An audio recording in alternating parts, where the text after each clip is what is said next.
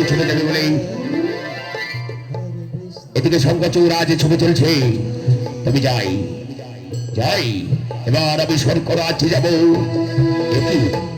তবে কে কে অপূর্ব সুন্দরী নারী আজ এই তো ফুলবাগানে ফুল পুষ্প চয়ন করছে? কে, কার বা ঘরের মণি? তবে যাই, তার নিকটে গিয়ে তাকে একটিবার আমি জিজ্ঞাসা করি, কে কে সুন্দরী নারী তুমি? তোমার নাম কি? আমার নাম? হ্যাঁ হ্যাঁ, তোমার নাম?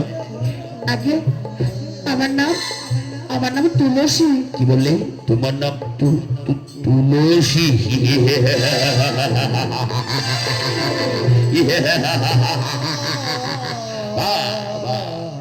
আমি অদূর থেকে আমি লক্ষ্য করছিলাম, যেমনই তোমার রূপ তেমনি আজ তোমার নৃত্য পরিদর্শন করলাম। বলে সুন্দরী, তোমার হাতে যে ফুলের মালাখানি দেখছি, বলে এই ফুলের মালাখানি তুমি কার গলায় পরাবে? আগে আমি ভোলানাথের পুজো করি, তাই এ মালাখানি আমি আমার প্রভুর গলায় পরিয়ে দেবো। কি বললে তুমি? কি বললে? ওই ভোলানাথ?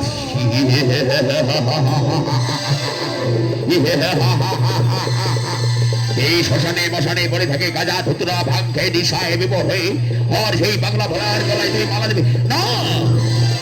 সত্যি না।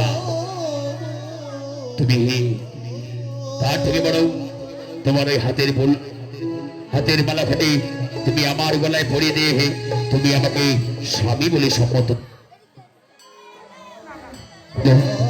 না না, এই মালা আমি তোমার গলায় পরাতে পারবো না। কি বললে? তুমি পারবে না? না না, পারবে না বলছি তো, আমি পারবো না, পারবো না, পারবো না।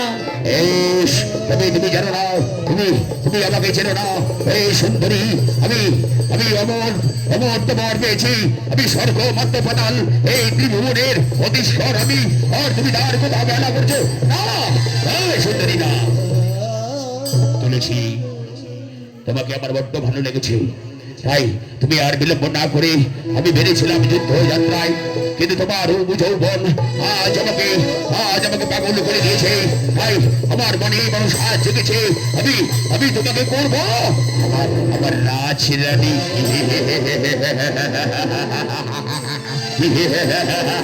এসো এসো তুলসী, তোমার ওই হাতের ফুলের মালাখানি তুমি আমার গলায় পরিয়ে দে।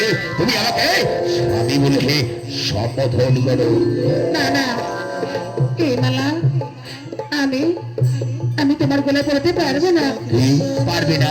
না না, পারবে না বলছি তো, আমি পারবো না, পারবো না, পারবো না। বেশ, শোনো এই তুলসী, আমি তোমার রূপ যৌবন দেখে পাগল হয়েছি, তাই আমি স্বেচ্ছায় তোমাকে বলছি, এখনো সময় আছে।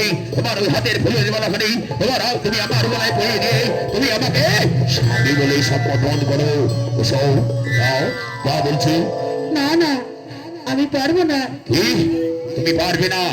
তবে বেশ, তুমি দেখো, এবার যেহেতু তুমি আমার কথা শুনলে না, তাই তোমাকে এবার জোর করে আমি ধরে নিয়ে যাবো আমার রাজগৃহে, আর আমার রাজগৃহে নিয়ে গিয়ে আমি তোমাকে বানাবো আমার রাজরানী।